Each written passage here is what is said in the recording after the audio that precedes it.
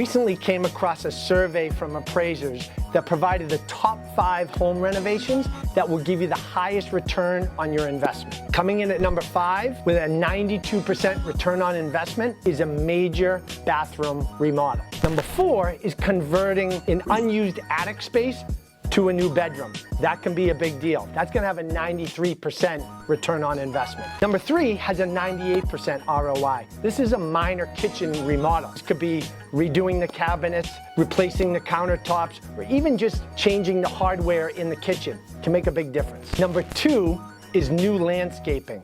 That is 100% return on investment. Put in that new lawn, replace the shrubs, and get beautiful flowers in your yard. And number 1 with 102% return on investment is a minor bathroom remodel. Don't overthink it. Just a fresh coat of paint, a new mirror, new lighting or flooring, and get you your best return on investment for your home.